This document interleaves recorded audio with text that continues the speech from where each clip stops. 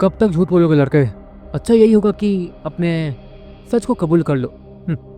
तुम इस बेकार सी चीज़ के बदले 1 करोड़ कुछ रुपए लेके यहाँ से जा रहे हो, क्योंकि कम रकम नहीं है। हाँ ऑफ कोर्स ये रकम बाहर कम तो बिल्कुल नहीं है, लेकिन तुम चाहो तो और भी पैसे यहाँ से निकाल सकते हो, वो भी इन बेकार सी चीज़ों के बदले।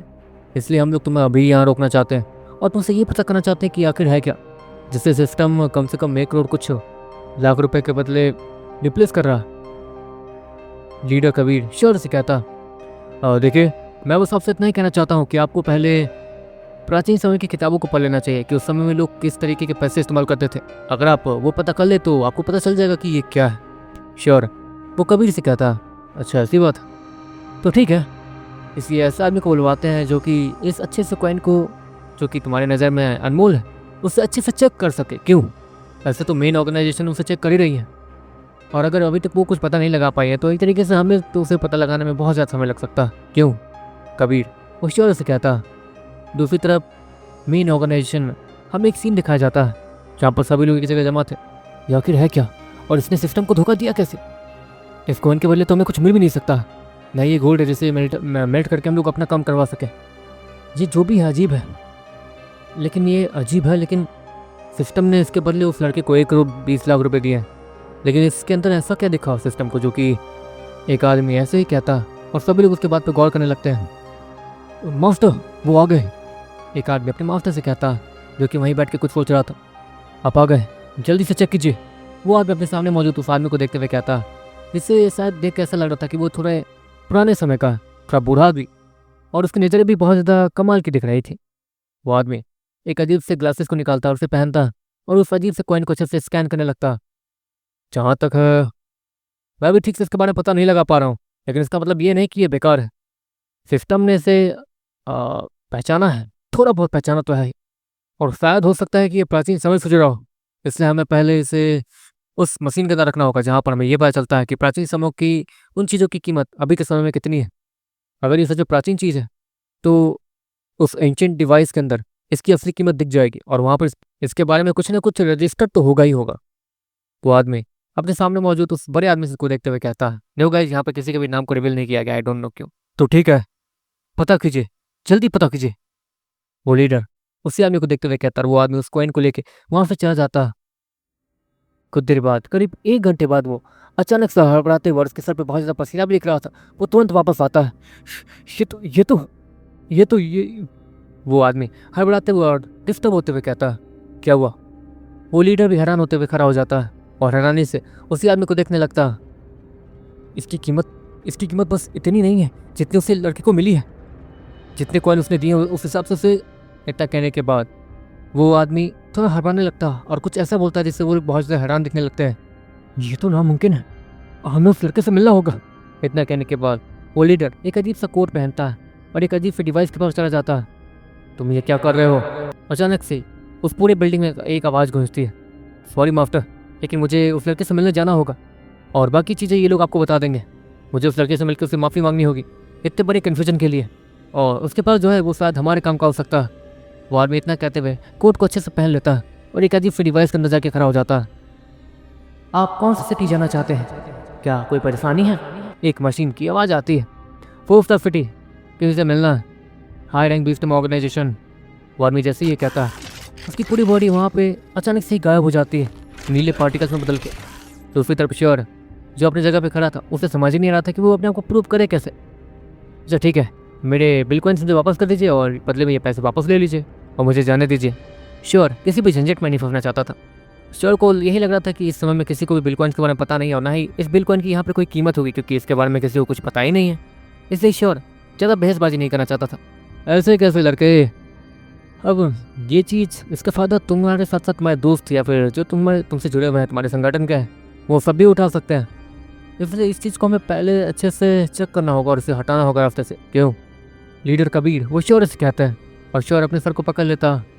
श्योर अपनी आइडेंटिटी इसलिए छिपाना चाहता था ताकि बहुत सारे बिल को इस्तेमाल करने की वजह से किसी को भी ये ना पता चले कि श्योर पुराने समय में आ जा सकता और इस पर कोई शक भी ना करे। और देखो गाइस, मैं एक बात बोलना भूल गया, ठीक है। कल जो मैंने वीडियो डाला था AI वॉइस में, भाई लिटरली इतनी ज़्यादा रियल लग रही थी, काफ़ी सारे लोगों ने बोला तुम्हारी रियल वॉइस ही है, ठीक है। सच्ची में कसम खा रहा हूँ, एआई वॉइस थी वो, ठीक है। आपको थोड़ा बहुत आवाज़ में फ़र्क पता चला होगा, ऊपर नीचे बहुत सारे डाउन डाउन वगैरह थे, ठीक है। तो हाँ, एआई वॉइस थी, यही कंफर्म कर दिया मैंने। तो पकड़ो इसे कबीर, कुछ लोगों से कहता है। वो धीरे धीरे श्योर के दोनों बगल आके खड़े हो जाते हैं, उसके दोनों कंधों को पकड़ लेते हैं ताकि वो श्योर को एक तरीके से अरेस्ट कर सके। लेकिन अचानक से वहाँ पर एक अजीब सी आवाज़ होती है। वहाँ पर एक अजीब सा होलोग्राम अपीयर होता है, लेकिन वो होलोग्राम नहीं था। वो होलोग्राम एक बॉडी में बदल रहा था। नीले रंग के पार्टिकल्स एक जगह आके जमा हो रहे थे। ये क्या, क्या कोई मेन ऑर्गेनाइजेशन से ही यहाँ पे आ रहा है? लीडर कार्तिक हैरानी से कहता है। अचानक से ही वहाँ पर एक आदमी दिखना शुरू होता है जो कि बहुत ज़्यादा स्मार्ट था और ताकतवर भी लग रहा था। और जहाँ तक श्योर ये बता सकता था कि उसने अपनी ताकत को बहुत ज़्यादा दबा रखा है, इतना कि अगर वो अपनी मुट्ठी को खोल दे तो ये पूरी जगह ही तबाह हो जाएगी। वो श्योर को देखता है और उसके पास चल के आता है। श्योर ने पूरी तरीके से मास्क से अपने चेहरे को ढक रखा था। वो आदमी श्योर के पास आता है। तुम माफ़ कर देना, क्या मैं तुम्हारा नाम जान सकता हूँ? वो आदमी श्योर से कहता है। उस ताकतवर आदमी के सामने तो बाप रे, श्योर की पूरी बॉडी हल्की हल्की लग रही थी। श्योर को तो यही लग रहा था कि वो इतना हल्का हो गया था कि वो नीचे ही गिर जाएगा। और वहाँ पर इतना ज़्यादा सन्नाटा फैला हुआ था कि वहाँ पर दूसरों के दिल की धड़कन भी सुनी जा सकती थी। माफ़ कर दीजिए सर, मैं सब कुछ यहाँ संभाल लेता। लेकिन कार्तिक इससे पहले कि और भी कुछ कहता, वो आदमी अपने हाथों से उसे चुप रहने का इशारा करता है, वो भी एक अच्छे अंदाज में। ऐसा नहीं कि वो उसे डांट रहा था। कार्तिक भी नॉर्मल चुप हो जाता है। माफ़ कर दीजिए, मैं अपनी आइडेंटिटी, श्योर इतना कहता है। ठीक है मैं समझ गया। इसलिए तो हम भी किसी की आइडेंटिटी जानने में इंटरेस्टेड नहीं होते हैं और ना ही किसी की आइडेंटिटी को रजिस्टर करते हैं। लेकिन क्या तुम हमें ये बता सकते हो कि ये जो तुम्हारे पास था जिसका नाम है बिटकॉइन, ये तुम्हें मिला कहाँ से? वो आदमी श्योर से कहता, ये ज़रूरी नहीं है कि ये मुझे मिला कहाँ से, ये ज़रूरी है कि मेरे पास ये है कितना। श्योर स्माइल के साथ कहता। ऑफकोर्स उसने मास्क पहन रखा था, लेकिन उसकी स्माइल फिर भी सभी लोगों को समझ आ रही थी। अच्छा, होशियार हो तुम, बहुत ज़्यादा होशियार हो, मैं मान गया तुम्हें। वैसे माफ़ कर देना, बिटकॉइंस की असली कीमत यहाँ के छोटे मोटे डिवाइसेस या फिर हमारे डिवाइसेस भी नहीं बता पाए। लेकिन हमारी सिटी में एक ऐसी चीज़ है जो कि प्राचीन समय के चीज़ों को अच्छे से जांच पड़ताल सकती है, और उसके अंदर सारी प्राचीन चीज़ों के बारे में लिखा गया है जो कि पुराने समय में इस्तेमाल किए जाते थे। और इस चीज़ का नाम है बिटकॉइन, जो कि पुराने समय का एक तरीके से पैसा है। और इस एक बिटकॉइन की कीमत 100 गोल्ड कॉइन है। वो आदमी जैसे ही कहता है सभी लोग हैरान दिखने लगते हैं। ये एक बिटकॉइन की कीमत 100 गोल्ड कॉइन, और इसने कितने सारे कॉइन डाले थे? पीछे वही लड़के और लड़कियां हैरानी से कहते हैं, माफ़ कर देना, मैं बस तुम्हारे पैसे लौटाने आया हूँ और सब कुछ जो हुआ यहाँ पर सब कुछ क्लियर है, समझे? वो आदमी लीडर कार्तिक और बाकी सभी को देखते हुए कहता है, और वो सभी इसके बाद समझ जाते हैं। देखते देखते वो आदमी अपना कार्ड निकालता है और श्योर को भी इसका कार्ड निकालने के लिए कहता है। देखते देखते वो अपने कार्ड से श्योर के कार्ड को थोड़ा सा टच करता है। इसके बाद देखते देखते श्योर के कार्ड वो थोड़ा चमकता है। मुझे पता नहीं कि इसकी कीमत कितनी है, लेकिन बहुत सारी कैलकुलेशन करने के बाद ये कीमत मुझे सही लगी इसके लिए। वो आदमी इतना कहता है और देखते देखते वो अपनी जगह से गायब हो जाता है। श्योर वो तुरंत ही उस मशीन के पास जाता है सभी को इग्नोर करता हुआ, और वो अपने कार्ड को उसी डिवाइस के अंदर डाल देता है। जिसके बाद देखते देखते वहाँ पर एक अमाउंट शो होता है, 120 करोड़। सभी लोग हैरानी से कहते हैं, इस छोटे मोटे कॉइन्स के बदले इसे इतने पैसे मिल गए थे। हे भगवान, मैं तो 1000 करोड़पति या मतलब बहुत सारे पैसे कमा सकता हूँ यहाँ पर। लेकिन मुझे अपनी पहचान को छिपा कर रखना होगा, वरना सभी लोग मुझे शक करेंगे। और हाँ, ये ठीक रहेगा। श्योर इस वक्त बहुत ज़्यादा खुश था क्योंकि उसने अपनी आइडेंटिटी सबको नहीं बताई थी, और अब ये काम आने वाला था। श्योर स्माइल के साथ उस कार्ड को निकालता है, चुपचाप वहाँ से निकल जाता है, और 20 में ऑर्गेनाइजेशन से बाहर निकलने के बाद वो अपनी असली ताकत को एक्टिवेट करता है और अपनी जगह से गायब हो जाता है। वो भी तुरंत ही गायब हो जाता है, वरना हाँ हो सकती थी परेशानी उसे बहुत ज़्यादा। अगर कोई उसे गायब होता हुआ देख लेता और किसी को भी ये पता चल जाता कि श्योर वो वही आदमी था जिसके पास इतने पैसे हैं और वही उस बिटकॉइन को लेके आया था, तब तो लोग उसके पीछे पड़ जाते और काफ़ी सारे लोग उसमें शक भी करते कि आखिर उससे क्या मिला। हो सकता होगा कि ईश्वर को एक प्राचीन गुफा मिली हो, लेकिन उस प्राचीन गुफा की लोकेशन को जानने के लिए एक तरीके से हाई रैंक सिटी के लोग भी पागल हो जाएंगे और श्योर के पीछे पड़ जाएंगे, जिनका सामना श्योर नहीं कर सकता था। श्योर भले ही ताकतवर था और होशियार भी, लेकिन इस दुनिया में श्योर से ज़्यादा ताकतवर और होशियार लोग भी हैं। इसलिए श्योर को ज़्यादा होशियारी नहीं दिखानी और अपनी ताकत को भी नहीं दिखाना, और हमेशा छिप कर रहना है जब तक कि वो इतना ताकतवर ना हो जाए जहाँ पर जिस पॉइंट के ऊपर उसका कोई कुछ बिगाड़ ना सकता हो। श्योर ये सब करने के बाद वापस घर आ जाता है, जहाँ पर उसे फायर क्वीन फिर नहीं दिखती है। अरे यार, ये इतनी ताकतवर है और तो हमेशा बाहर ही घूमती रहती है। श्योर फ्रस्ट्रेट होते हुए कहता, इतनी ताकतवर लड़की बाहर घूम रही है, अगर उससे किसी ने छेड़ दिया या फिर ऑफकोर्स वो सुंदर है, उसे परेशानी तो हो ही सकती है वहाँ। इसलिए श्योर को ये बस डर लगता था कि अगर उससे कोई परेशानी हुई तो वो पूरे शहर को ही तबाह कर देगी। श्योर मन मन सोचता, हाँ, कल टूर्नामेंट है, आज रात आराम करते हैं। श्योर, मैकडॉनल्ड्स कहता। ये भी तुम ठीक कह रहे हो। पहले उस राजकुमार से मिल लेते हैं, उसके बाद आराम कर लेंगे और फिर कल टूर्नामेंट। मैकडॉनल्ड श्योर से कहता। देखते देखते श्योर और मैकडॉनल्ड समय पीछे जाते हैं और उस राजकुमार से मिलते हैं। देखकर खुशी हुई कि तुम लोग जिंदा हो। वैसे कहाँ थे इतने दिन?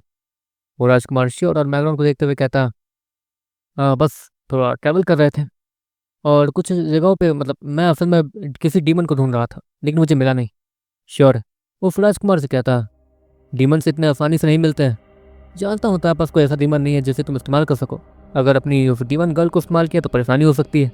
वो राजकुमार श्योर को देखते हुए कहता, क्या आपको किसी डीमन के लोकेशन के बारे में पता चला? मतलब 1 साल बीत चुके हैं। आपके पास वैसे भी 2 डीमंस हैं जो कि बहुत ज़्यादा खतरनाक है। तो आपको किसी कमज़ोर डीमन में इंटरेस्ट नहीं होगा। तो कोई कमज़ोर ऐसा डीमन जो कि मेरे लेवल का कम से कम हो तो मैं श्योर। वो राजकुमार से कहता, आसपास तो कोई डीमन नहीं है। डीमन टेमर्स का यही काम ही है, डीमंस को रोकना या फिर उन्हें रास्ते से हटाते रहना, समझे? वो राजकुमार श्योर से कहता। श्योर भी उसकी बात समझता।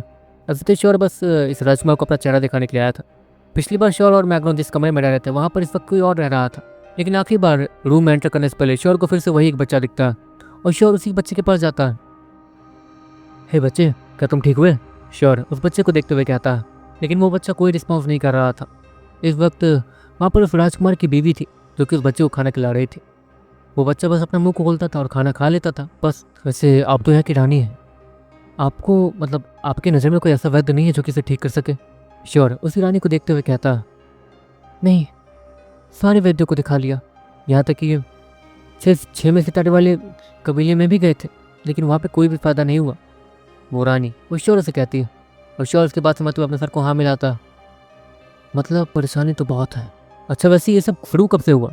श्योर उसी रानी से कहता, पता नहीं, एक दिन ये अकेला खेलते खेलते इसी जंगल में चला गया था और जब हम इसे जंगल में ढूंढने गए तो हमें ये इसी हालत में मिला और उसके बाद से ये ऐसा ही है। वो रानी श्योर को अच्छे से जानती थी कि वो कौन है और राजकुमार की कितनी मदद करता है, इसलिए वो श्योर को कुछ भी बताने से पहले हिचक नहीं रही थी।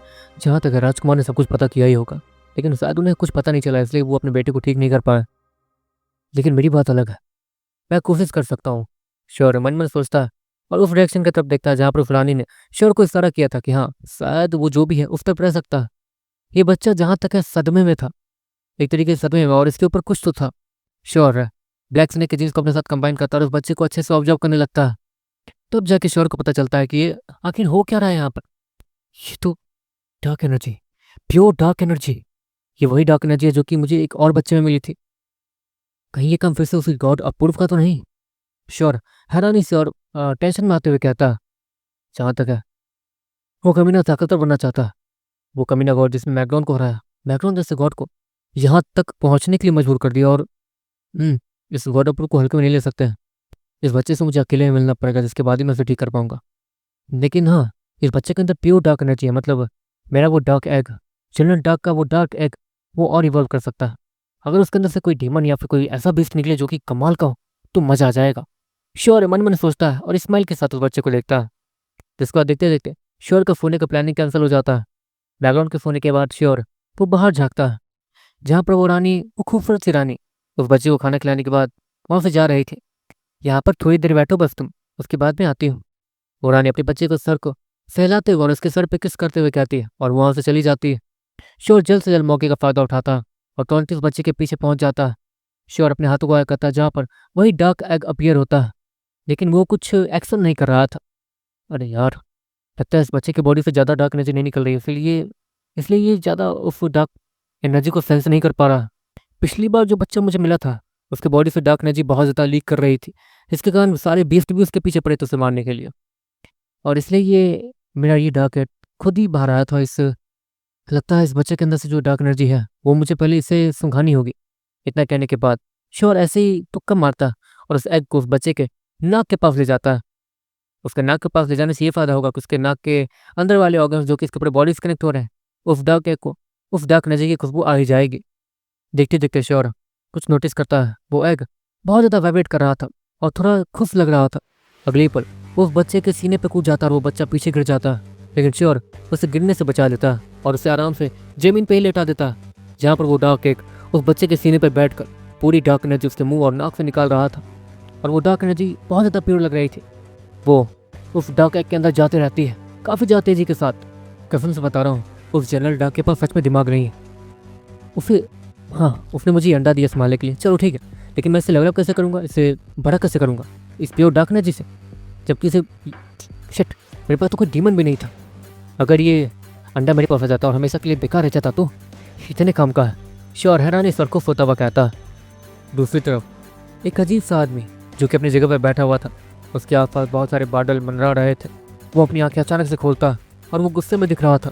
इसकी तो ये नहीं हो सकता है।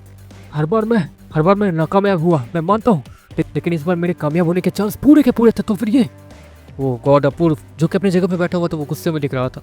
हाँ, वो ऐसे ट्राई बहुत सारे कर चुका था, लेकिन वो किसी में भी सक्सेसफुल नहीं हुआ था। बच्चों के अंदर डार्क एनर्जी डालने की वजह से वो बच्चे तुरंत ही मर जाते थे और वो डार्क एनर्जी वापस गॉड अपूर्व के पास ही आ जाती थी।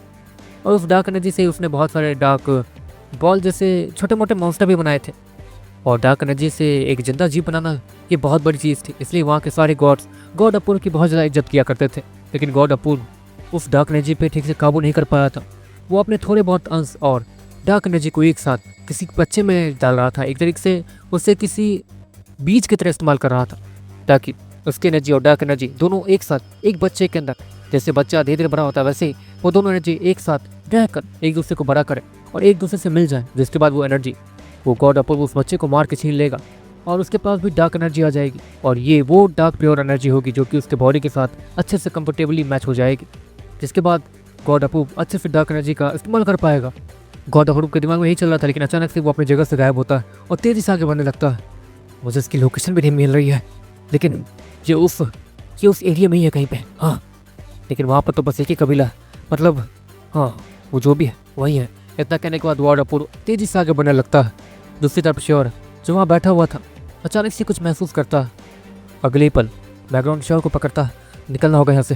बैकग्राउंड इतना कहता है और अचानक से श्योर को बिना कुछ बताए उस बच्चे को पकड़ता है और श्योर को पकड़ता है। जिस पर देखते देखते बैकग्राउंड की आंखों से सूरज जैसी तेज चमकती हुई रोशनी निकलती है और वो तीनों ही वहाँ से गायब हो जाते हैं। गॉड अपूर्व वो तुरंत ही उस कबीले के ऊपर उड़ता हुआ पहुँच गया था और सारी चीज़ों को सेंस कर रहा था, लेकिन उसे कुछ भी नहीं मिलता। अजीब बात है, ये कैसे जमीन खा गई आसमान, ये नहीं हो सकता। मैं कभी हार नहीं मान सकता हूँ। वो कोशिश थी जिसमें मैं कामयाब होने वाला था। गॉड अपूर्व गुस्से में चिल्लाते हुए कहता। श्योर और मैग्रॉन वो अपने समय में आ गए थे और मैग्रॉन ने उस बच्चे को आराम से उस बिस्तर पर लिटा दिया था। कुछ भी किया करो तुम मुझसे बिना पूछे मत किया करो।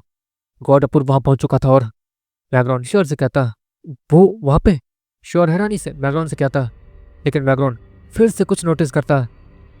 अजीब, बहुत ज़्यादा अजीब, गॉड अपूर्व यहाँ आ रहा है, लेकिन कैसे? मैग्रॉन हैरानी से कहता। दूसरी तरफ हमें ये दिखाया जाता है कि गॉड अपूर्व जो कि इस समय में अपनी जगह पर बैठा हुआ था और एक गॉड के सामने अचानक से थोड़ा सा अनकंफर्टेबल हो गया था। बाकी गॉड उसे देख कर गुस्सा करने लगते हैं। गॉड अपूर्व तुम्हें पता तो है ना कि सभा में कैसे बैठा जाता है? एक गॉड जो कि बहुत ज़्यादा खतरनाक लग रहा था और बीच चेयर पर बैठा हुआ था, वो गॉड अपूर्व से कहता है। गॉड अपूर्व अचानक से खड़ा होता है और सारे गॉड को इग्नोर करके वापस जाने लगता है। रुको, तुम किसी भी बात के बिना सफाई दिए बिना यहाँ से नहीं जा सकते हो। वो गॉड जो बीच चेयर पर बैठा हुआ था वो गॉड अपूर्व से कहता, गॉड मेयोनेस मैं जानता हूँ कि आप मेरे मास्टर, मैं आपके लिए मर मिटने के लिए भी तैयार हूँ, लेकिन जो चीज़ मुझे अभी पता चली है वो जानने के बाद आप भी शांत नहीं रहेंगे। गॉड अपूर्व इतना कहता है, अपने जगह से तेज़ी से मूव करके गायब हो जाता है और तेज़ी से धरती ग्रह की तरफ बनने लगता है। पता नहीं ये करना क्या चाहता है, इसकी वजह से मुझे परेशानी होती है। उन घटिया इंसानों के सामने मुझे जाना पड़ता है और उससे बात करना पड़ता है। गॉड मेयोनेस वो गुस्से से कहता। ये गॉड मेयोनेस एक तरीके से वही था जिसने मैग्रॉन के पिताजी को मारा था और ये सच में बहुत ज़्यादा ताकतवर था। उसकी ताकत का अंदाज़ा कोई लगा नहीं सकता था। गॉड अपूर्व भी उसके सामने चींटी के बराबर था। कभी कभी तो इस अपूर्व को देख के बहुत ज़्यादा डर लगता है, मुझे भी डर लगता है। ये ऐसी ऐसी चीज़ें कर सकता है जो कि सोचना नामुमकिन है, लेकिन अभी से कुछ ऐसा पता चला जिसके कारण इसने मुझे भी इग्नोर किया। मतलब कोई तो ऐसी बात होगी। गॉड मेयोनेस वो हैरानी से कहते हैं और गॉड अपूर्व को धरती ग्रह की तरफ बढ़ता हुआ देखते रहते हैं।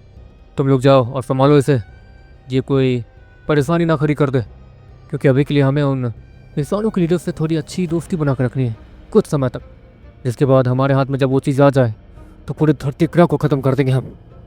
गॉड मेयोनेस वो अपने सामने मौजूद गॉड से कहता है, लेकिन उनके पास जो वो प्रोटेक्टिव फील्ड है जो कि पूरी धरती ग्रह को कवर करके रखी हुई है, उसे तो हमने ही उसे दिया है, मतलब उन्हें दिया है। एक तरीके से वो प्रोटेक्टिव फील्ड वो किसी देवता के ताकत को भी सह सकती है। तो फिर आप ये कैसे एक गॉड गॉड मेरे से कहता, तुम बोल रहे हो कि मैं कौन हूँ और तुम मुझसे सवाल कर रहे हो? गॉड मेयोनेस बिना देखे उस गॉड से कहते हैं। मैं समझ गया माफ्टर। हम लोग इतना कहने के बाद कुछ गॉड अपनी जगह से खड़े होते हैं और तेज़ी से गायब हो जाते हैं ताकि वो गॉड अपूर्व के पास जा सके और देख सके कि क्या हो रहा है। चलो गाइस, आज के वीडियो में सब इतना ही। एंड देखो, मैंने जैक वैक से थोड़ी बात की है, ठीक है। सीजन 3 जो वीर का है, ठीक है। सीजन 2 तो चलो खत्म हो गया, लेकिन सीजन 2 चला नहीं, इसके कारण सीजन 3 के बारे में कोई सोच भी नहीं सकता है, ठीक है। एंड एंडिंग भी इतनी ज़्यादा डरावनी है कि उसका आगे क्या बनेगा आई डोंट नो, ठीक है। लेकिन जैक ने कहा है कि सीजन 3 के बारे में, मतलब उसके ऊपर जो टॉपिक था सीजन 3 का, वो जैक को पता है। और जब उसने उस टॉपिक के बारे में थोड़ा सा मेरे सामने डिस्कस किया तो मैं उसके पीछे पड़ गया हूँ कि आगे के तुम ही बना दो भाई, मतलब सिस्टर तुम ही बना दो प्लीज़, क्योंकि वो एक नॉवल राइटर है, वो किसी भी चीज़ को अच्छे से बनाएगी। एंड वो एक तरीके से सुपर जिन के ऑथर के साथ काम कर चुकी है। और एक तरीके से समझ लो, ये मतलब देखो, जो भी डीमन कैप्चर बस सुनते हो ना, ये उनके लिए नहीं है, ये बस दूसरे स्टोरी वालों के लिए। तो आप लोग इस चीज़ को इग्नोर कर सकते हो, आप जा सकते हो, ठीक है। तो इसलिए ही मैं कह रहा हूँ कि अभी मैं जैक को मनाने के लिए लगा हुआ हूँ ताकि वो अपने वीर की स्टोरी जो है थोड़ा आगे बना दे अच्छे से, लॉजिक के साथ, ताकि तो हाँ। और हाँ, ये काम वो फ्री में तो बिल्कुल नहीं करेगी। वो बोल रही थी कि इसमें बस तुम्हारा फ़ायदा है, इतना बोल के उसने फ़ोन काट दिया था भाई लिटरली। और मैसेज भी नहीं कर रही है, तो थोड़ा गुस्सा हो गई आई थिंक सो, ठीक है। तो हाँ, इन फ्यूचर मैं उसे पेमेंट करके एपिसोड बनवाऊंगा, तो मेरी सारी वीडियोज़ जो है मेंबर्स में आएंगी। 30 रुपये वाली पहले बता रहा हूँ। और पहले बता रहा हूँ, यूट्यूब 40% काट के देता है। एंड हाँ, मेंबरशिप में 30% करेगा, लेकिन इंडियन टैक्स को जोड़ोगे तो मुझे 30 रुपये में से सिर्फ 11 रुपये मिलेंगे। तो खुद समझ जाओ, बहुत कम मिलता है यूट्यूब से, ठीक है। एंड बाकी पैसे तो मेरे ट्रीटमेंट में लग रहे हैं धीरे धीरे। तो हाँ, बस यही एक लास्ट अपडेट था। और हो सकता है कि वीर की स्टोरी इन फ्यूचर आए, जैक बना दे प्लीज़। और हाँ, अगर आप लोग जैक को समझाओ तो ज़्यादा अच्छा रहेगा, ताकि मतलब अभी बात नहीं कर रही है रात में, जहाँ तक है वो उनसे चैट करने आएगी, ठीक है। स्टोरी से रिलेटेड कुछ पूछना है, ठीक है। तो आपको करना ये है कि वेब नॉवल ऐप पे जाना है, the demon capture blood ring search करना है। वहाँ पर आप हो सके तो स्टोन वगैरह देना, ताकि उसका नज़र वहाँ पड़ जाए, ठीक है, कि हाँ स्टोन आ रहा है।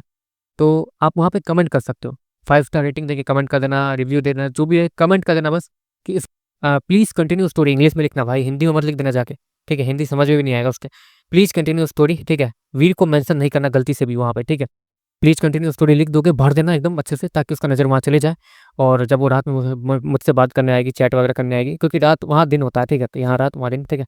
तो जब वो चैट करने आएगी तो मैं उससे समझा दूंगा कि देखो, ऑडियंस जो है इंटरेस्ट ले रही है वीर की स्टोरी में, प्लीज़ ट्राई कर दो, बना दो प्लीज़, मेरी माँ बना दो, ठीक है।